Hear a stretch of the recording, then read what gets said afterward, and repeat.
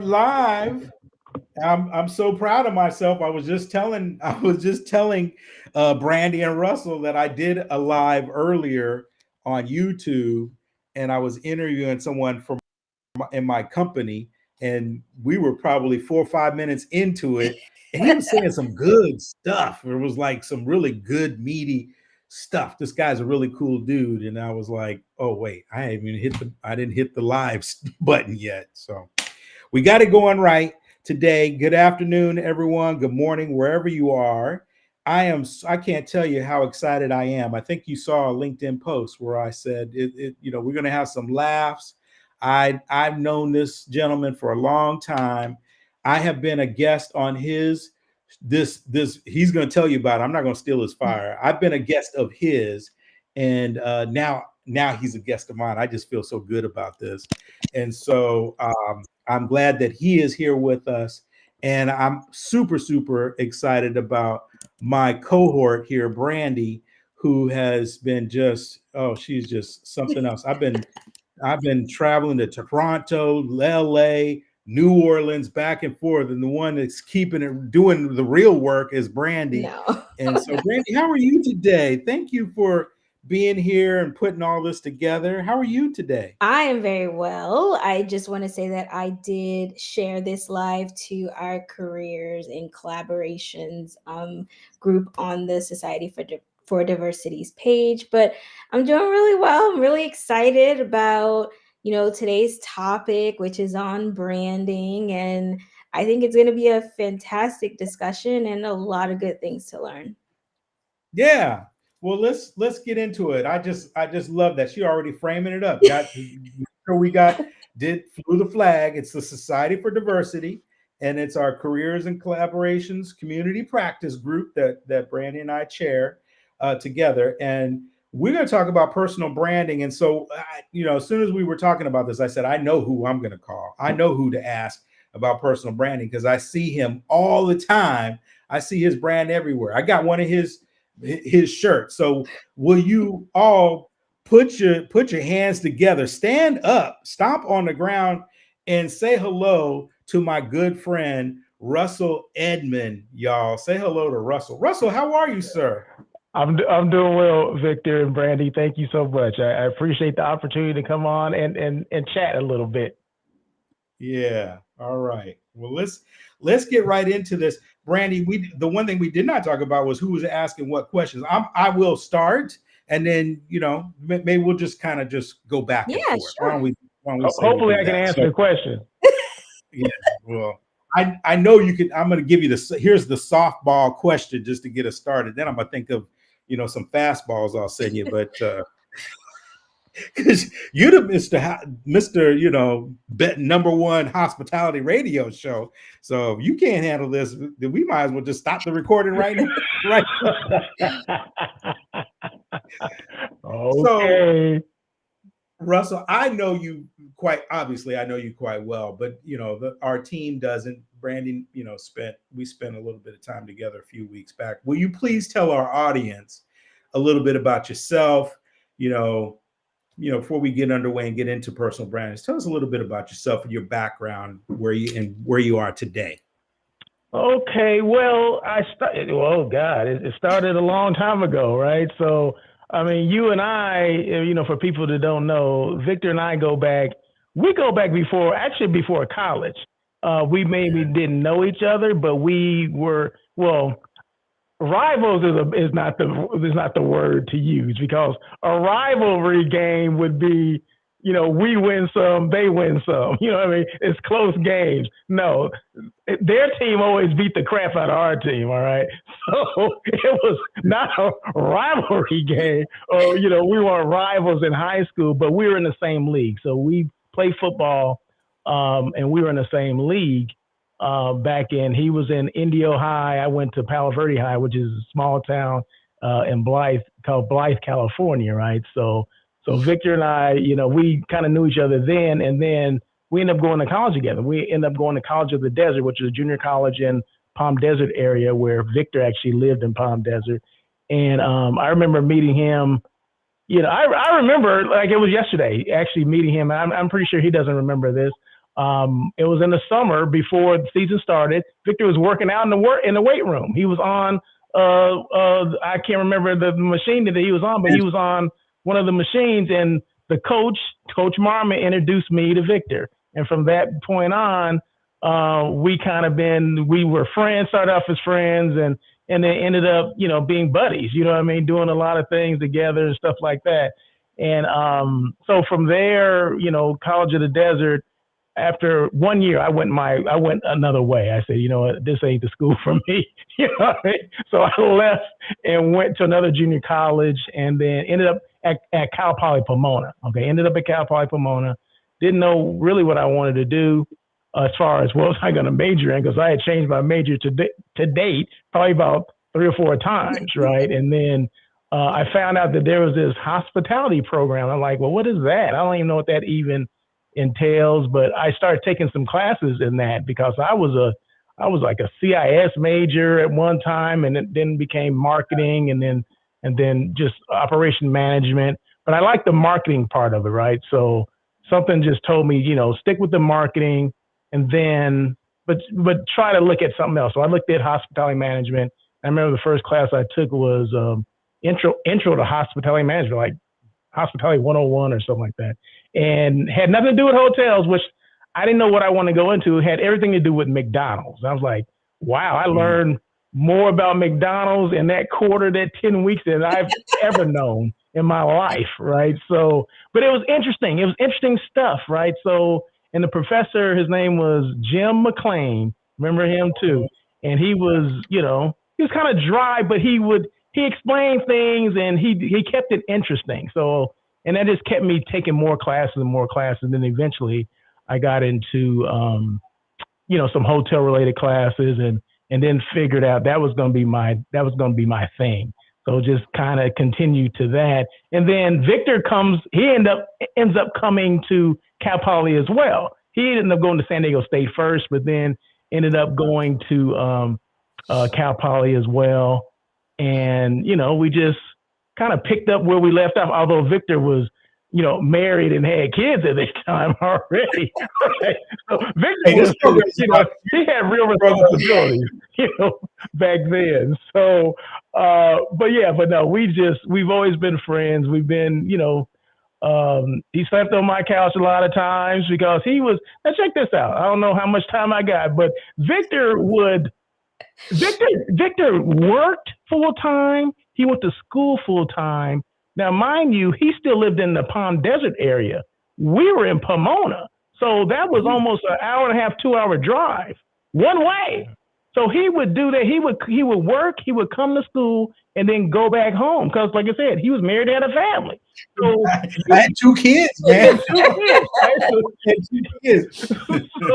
I remember one day I looked in the dictionary under persistence, and there was a picture of Victor there. I'm like, well, that's it. That's it.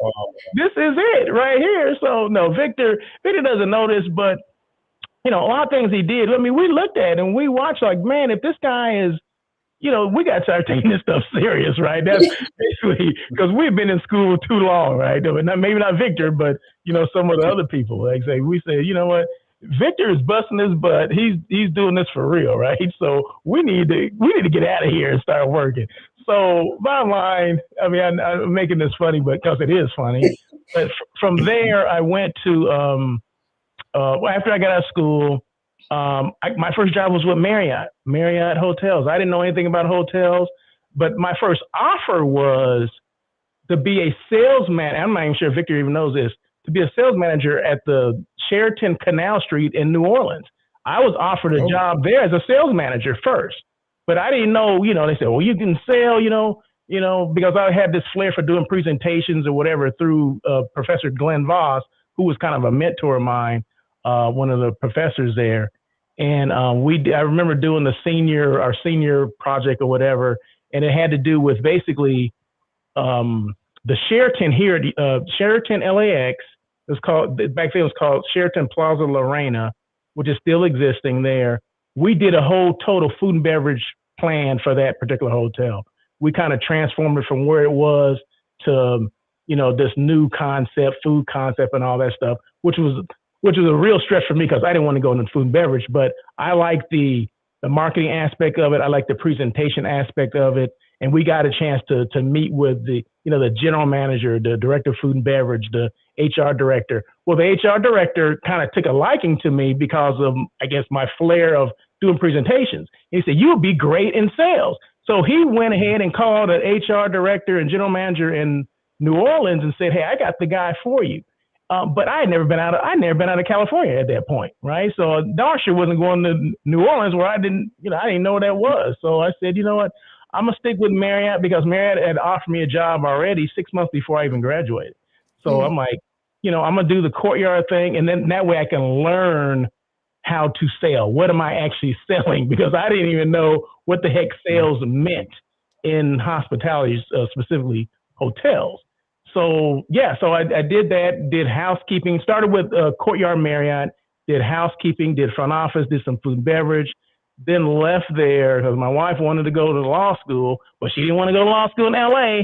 She wanted to go to law school in Sacramento. So we ended up leaving LA. And at that time, Sacramento only had 3 Marriott products. So I was trying to transfer within Marriott, but I couldn't because those people didn't move around like they did in LA. In LA, people were moving around all the time. There's probably, where I live, there's probably 50 Marriott hotels within an hour radius of my home. So I didn't have to move. I can just drive. LA, we drove anyway, right? So I had to leave Marriott. After like 4 years, I had to leave Marriott and finally found a job at the Sheraton in Rancho Cordova, California, which is right outside of Sacramento, as a night manager, and kind of worked my way up through that, became an AGM, and then she graduated from law school, said, I want to go back to LA. So I had to find a job in LA and finally got introduced to sales. Okay. Maybe 5 to 6 years after I started my hotel career, I spent in operations. So finally, 5 or 6 years later, I get exposed to sales. Finally, someone gives me an opportunity in sales, and I didn't look back until at one point I wanted to be a general manager. And I did that for a little while but came back to being sales because I love sales. I love the opportunity to, meet new people, networking and, persuading people to utilize your hotel versus the competition.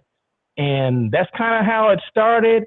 And then 14 different hotels later and 25, 30 years later, I got, kind of burned out on being on property because, as a lot of people know that work in the industry, they can attest to, is that there's a lot of, now these days, there's some unrealistic expectations and the goals that, just out there, just crazy stuff. And I said, you know what, if I'm bust my butt for everybody else, I might as well bust my butt for myself. And it wasn't called Russell of Hotels then, but I started doing like some meeting planning things and some, task force assignments, being a task force general manager, which is a temporary position in a hotel until they find a permanent director of sales and marketing or a permanent general manager or whatever. So I kind of did that, but along the way started honing my skills in this thing that was new called social media, right? Mm-hmm. So I was like, well, how can I bridge the gap between sales and social media, or social media and marketing within the hotel space? Because I'd been introduced to, other people that were doing it, and they were trying to explain it to me, which really didn't make a lot of sense. And so I started doing it myself. How do I venture out and do these things? Well, I became somewhat of an expert on it. And then, from there, it led to, I guess, where I am now in Russell of Hotels. So I know that's kind of that was a quick synopsis of what I did or whatever, but yeah, so. Yeah, that was helpful. That was good. I did not know about the New Orleans thing or don't remember, because that's a little more than a minute ago. But tell me, what was going through my mind as you was telling that story and talking about personal branding. And I know this because I know you, that really you started doing these quick lives, a couple of years back, and you were doing a bunch of those. But were you really developing your brand, if you will, before you did, even before the radio show, even before you did the lives, or is that when you were starting to really start your branding? Was it before or during that moment? Well, I started before because a couple of people that I was introduced to, through networking events, they were, and the one person that comes to mind is, she goes by the name of Kat Von B, which AKA the Traveling Greek. Okay, so she's a influencer. So they don't like to be called influencers. They like to be called content creators, but she influenced me. So there you go. She's an influencer. So I met her at a function because I started going to different marketing kind of events, and this whole social media thing kind of, started coming on. And, a lot of us within the hotel space didn't understand it. Well, a lot of them still don't understand it. Okay. So, but I was one of those ones. I said, you know what, I'm gonna learn as much as I can, because if it's something that can, promote the brand that you're working for, because that's how I looked at it. I didn't look at it as a personal kind of thing. I look at it as it can enhance, what I know about the hotel and what people know about this particular hotel that I'm working with or working for. So she would invite me to go, and then I started. She was big on, I think, Twitter at that time, which is now X. So she was like, well, this is what you do. This is how you do it. This is, the frequency you should do these things. And along the while, I was meeting these other people as well, like Scott Eddy, who was this huge influencer that travels around the world. He's never at home. I mean, he's literally a digital nomad. I mean, he's on a cruise now, been on a cruise for like the last, I don't know, seemed like 6 months or so. But that's what he does. I mean, he's an influencer for like luxury travel and things like that. Kat Von B's a influencer for a luxury travel in Greece, because she spends half the time here in the States and half the time in Greece. So I just learned from those people. And then from that point, I didn't know what the term personal branding was. Not a term then. I just knew that I was posting things to get my name out because of the hotel I was working for. But, some people that were in that space understood it, but the people that I was working for didn't understand what I was doing and why is it taking so much time and why doesn't it lead to business and all that kind of stuff. You know what I mean? So because there's a difference between branding, your hotel and selling your hotel. There's two different things, right? So I took it as when I first started it, this is just getting your name out there to people that didn't know that your hotel even existed. So I guess now I'm getting my name out there and Russell of Hotels brand out there to people that don't know that I exist, right? So I always look at it like this. Social media is for people that don't know who I am or what I do. It's not for the people that do know what I do, because they already know what I do, right? But the other people that don't. So that's why I post a lot, because people will say, well, damn, you sure post, several times a day. You're doing these shows, you're doing this, you're doing that. Yeah, because I haven't reached everybody. And, in hindsight, you'll never reach everybody, right? But you have to continuously do it, because the days that I don't do it, I feel bad. Like, I missed the opportunity to reach somebody else. So tell me a little bit more about the strategies. Talk about some of the strategies for your personal brand. What are some of the things? Give us a couple of those things that you do that you think are most effective in building your personal brand. Well, I'll just tell you what I did. I mean, it was here, was I really sitting down like, what, let me come up with this strategy of what I'm going to do, or did I just do it, right? So the thing, the whole podcast thing, okay, let's take the podcast and how that got started. So several years ago, back in 2018, I was actually sitting on my couch here and I said, you know what? I don't want to leave 2018 doing the same things, going into 2019 doing the same things I was doing in 2018. And I said, well, what could I do to change that up? And just so happened that maybe about 6 months prior, a gentleman by the name of Craig Sullivan, who runs this organization, it's called CLIC. CLIC stands for, I can't even think what CLIC stands for now, but it's a conference, California Lodging Investment Conference. Okay. So I think, I hadn't gone to this thing. I hadn't even heard of it at that point. But I was posting things on LinkedIn, and he saw something that I posted. And he thought I was a marketing agency for hotels. I said, no, I'm just an individual that just happens to have a lot of hotel experience. He said, hey, I have this show called Check Out California. It was a radio show. I want you to come on as a guest. So, that was probably in the summer of 2018.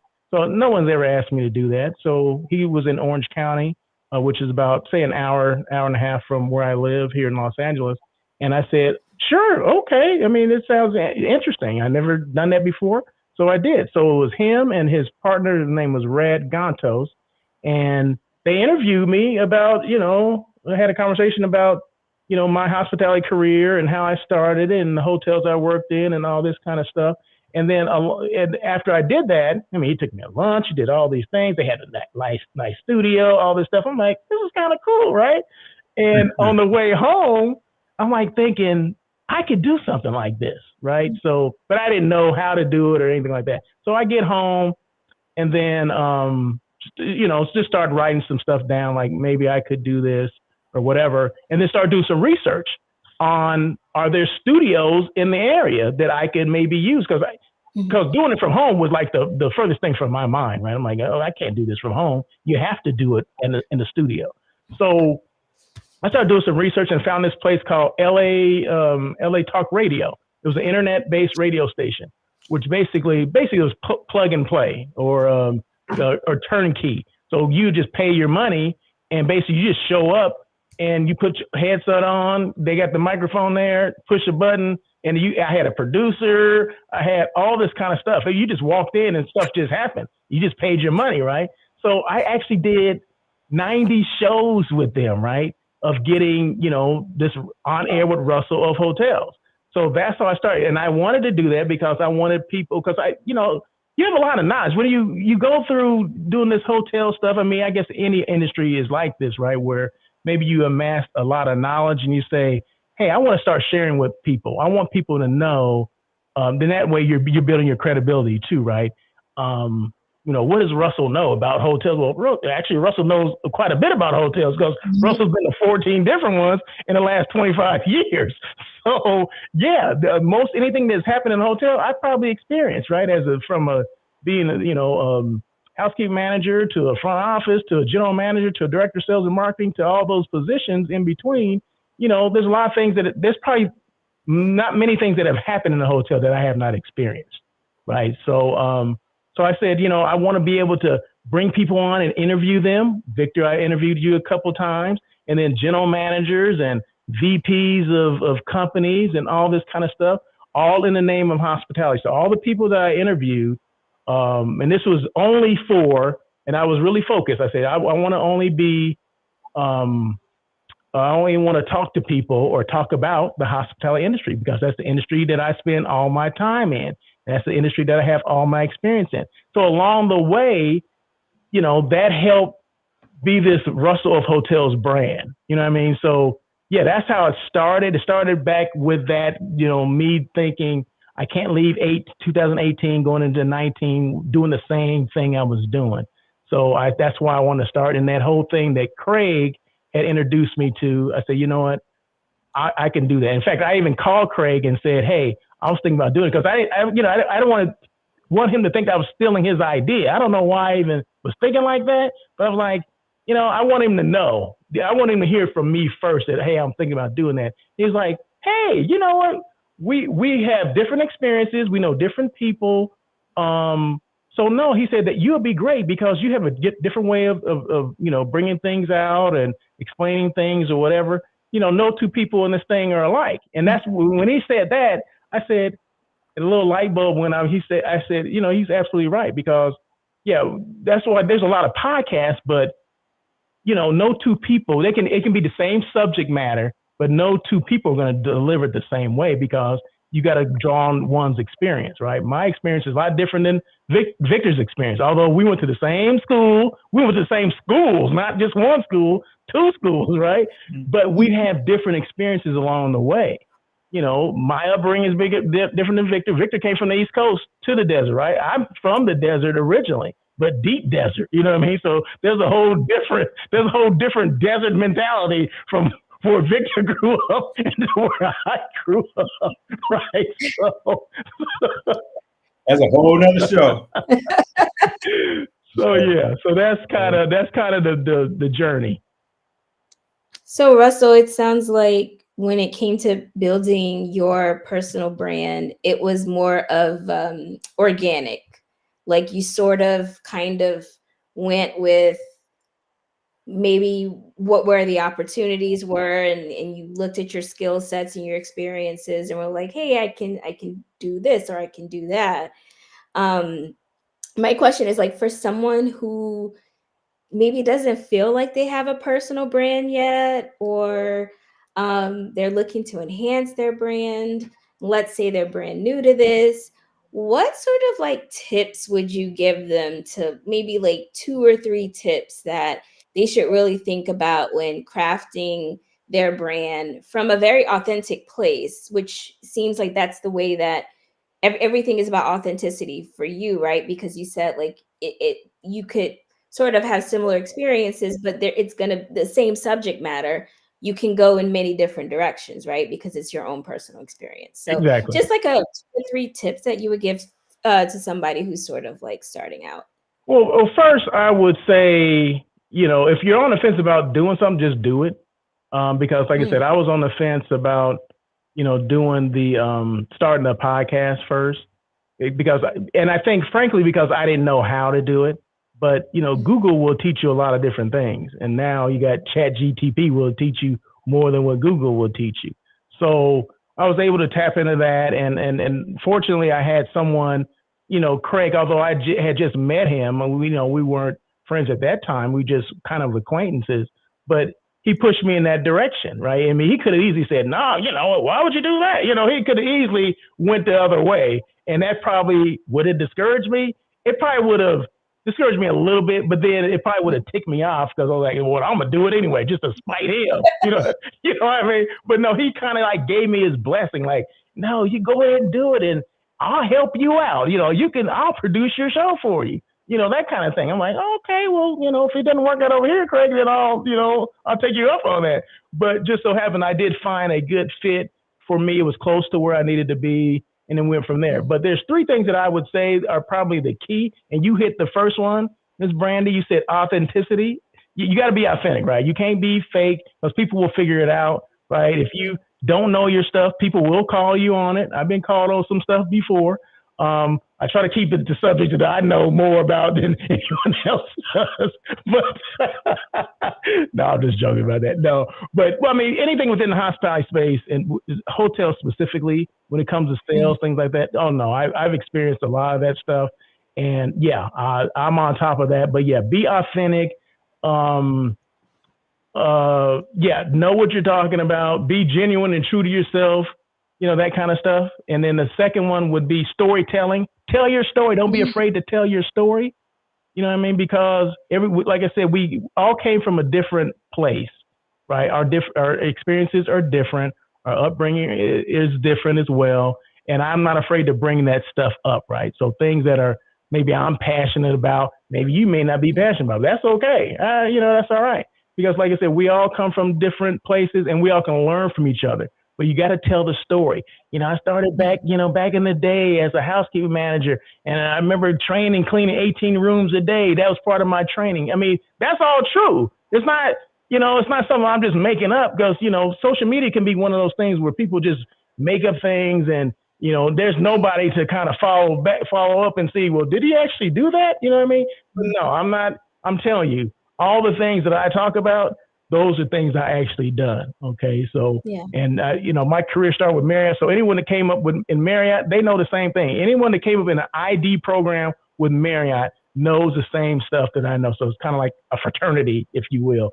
And then the last one would be, consistency. You have to continuously do, I got to continuously post. I got to continuously do the show. You can't just do it one time in a month and think people are going to remember that you were even doing it, right? It's just, they're looking for that next show, because that's what you want. And that's the reason why, like, On Air with Russell of Hotels is done every Tuesday at 1 o'clock, California time. Okay. Because just think of your favorite show. Is your favorite show come on one day at 12 and next time it comes on at 5? No, it comes on consistently at the same time. So that's one of the things I wanted to do. I said, you know what? I want to make sure I'm consistent, make sure people know if they want to tune in live, they can. It's going to be at 1 o'clock. You know, every now and then I may be 105. I may come on a little late, but I'll go a little longer too, right? Just to compensate for that. But yeah, so I would say those are the three things that you need to do. Now the live streaming and all that kind of stuff, those are kind of byproducts of the first, the three things that you need to do first. But going into, I kind of did the same thing. I guess this is 24. So going into from 22 to 23, I wanted to change up something again. Because I came to the realization that although I've done, 200 and something shows of On Air with Russell of Hotels, I thought I was missing something. Maybe I'm still missing out on people. That's just once a week, right? So that's why I started doing the daily check-in with Russell of Hotels. So last year, I think I did 260 shows with probably 52 of those were On Air with Russell of Hotels, and the other remaining ones were daily check-ins with Russell of Hotels. Because I want to make sure maybe I'm missing some people, maybe they need to know what I'm doing. Because one thing I figured out is you need to tell people who you are, what you do, and how you can help them. Okay, so because I do several different things. I don't just, I do content creating for hotels or tours and boards, and I also do hotel site selection, which means I assist companies and organizations with finding that right hotel for their meeting, their conference, their conventions, their retreats, those things like that as well. So I kind of do a couple of different things, but I want to let people know who I am, what I do, and how I can help them. It's kind of like that elevator pitch, but I kind of condensed it, and just, if you can help them, you can help them. If you can't, okay, keep it moving.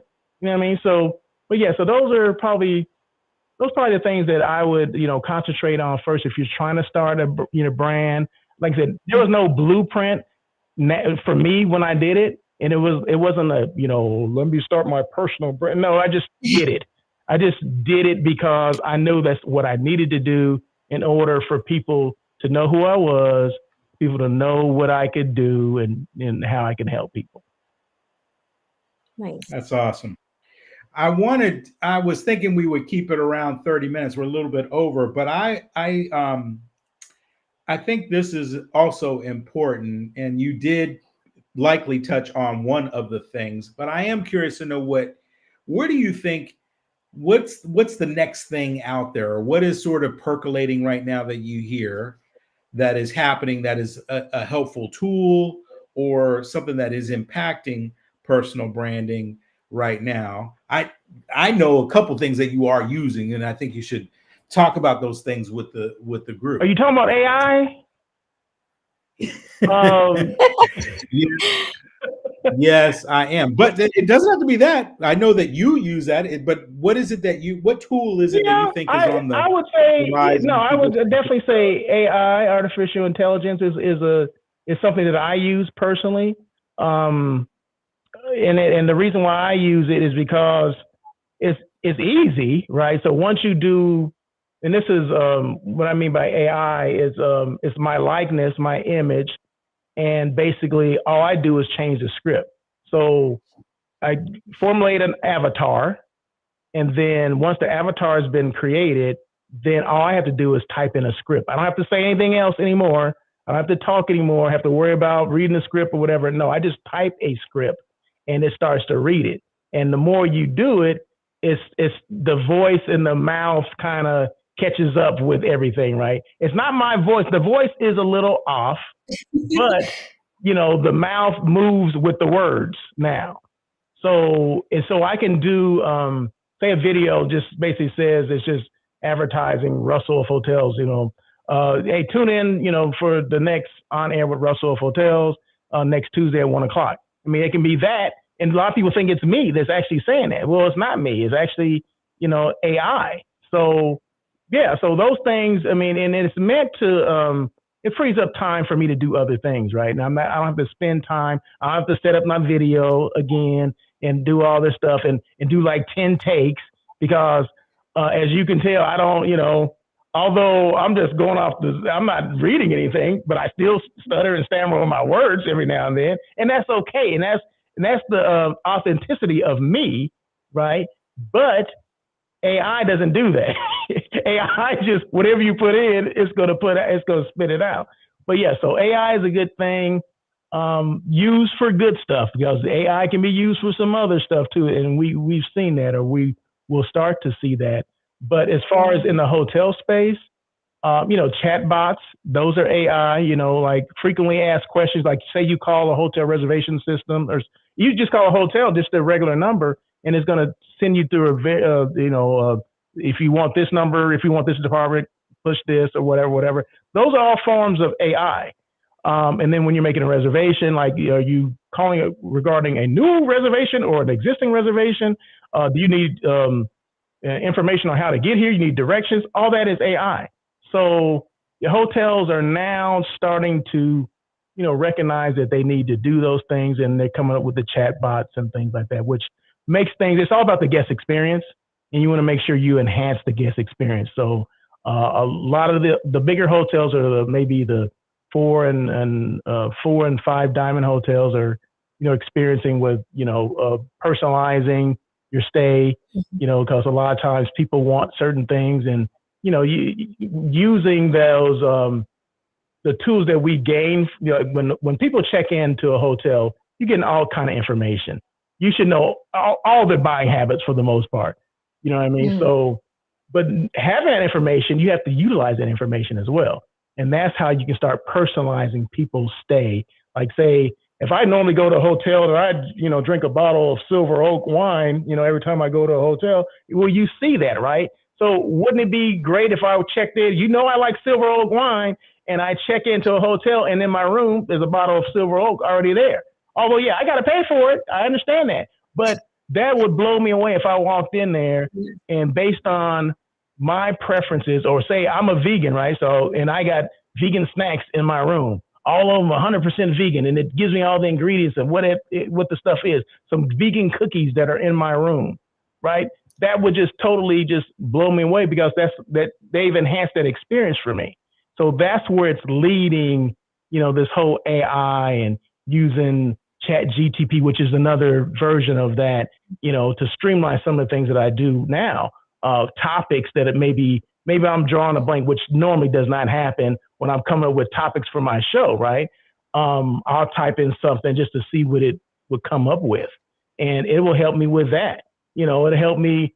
I mean, the sky's the limit when it comes to AI, I think. Yeah.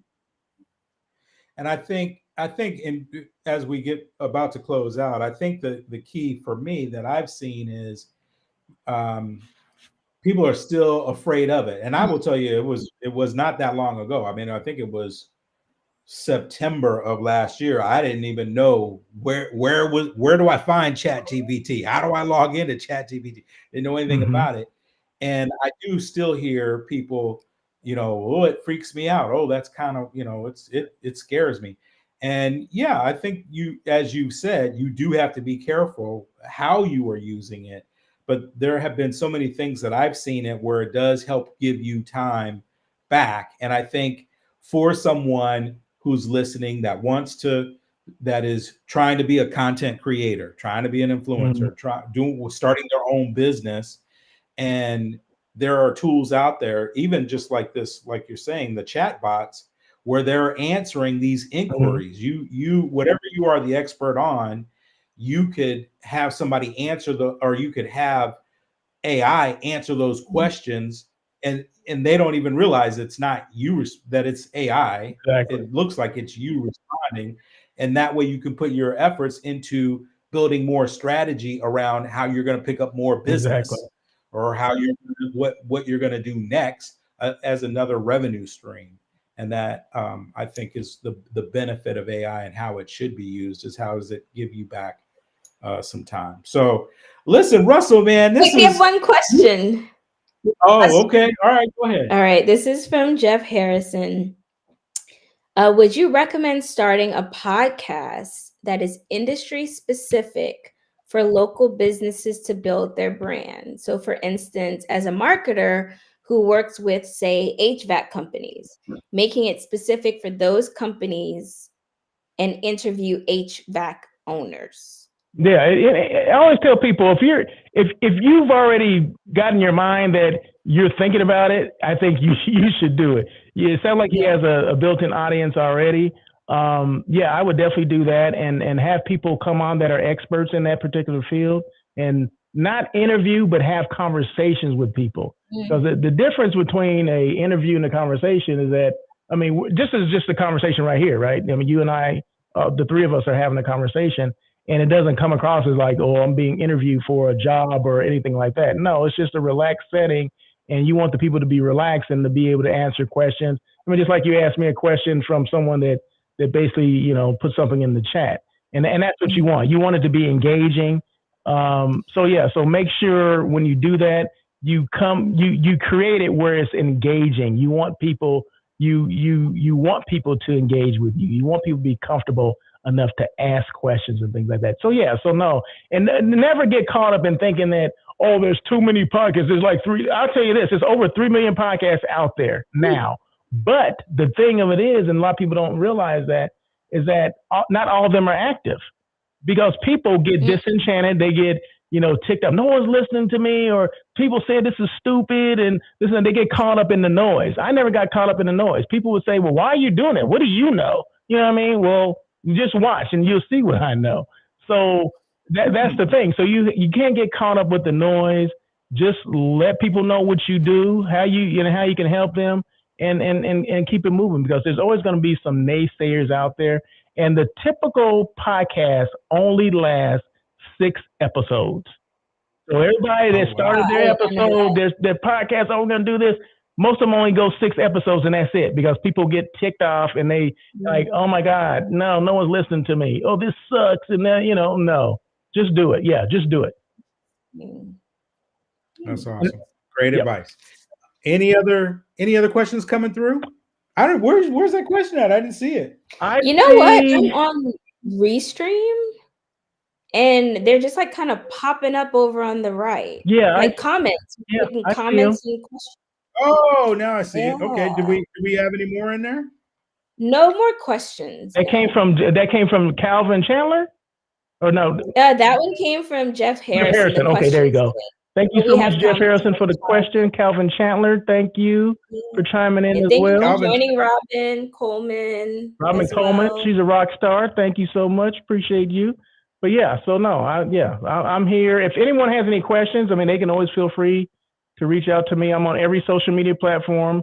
You can DM me. You can slide into my DMs if that's what you want to do, or send me a message or whatever. But yes, I can help you. I mean, push you in the right direction as far as the podcast and which some of the tools that I use and things like that. So I'm here. I'm a resource. So please use me. All right. Well, listen, this has been so much fun. We got to do this again. Now we have to think of another topic. I know. You back on, because we just barely scratched the surface. So it's up to you, Victor. I'm here. I'm accessible to you guys. So whatever you guys need from me, I'm here to do it. We appreciate your time so much. This was I wrote down notes for myself. Okay, so but everything was like really helpful, and again, just really appreciate your time. You're more than welcome. Anytime. All right, brother. Good to see you, man. I'm gonna end the stream. All right. You guys have a great day.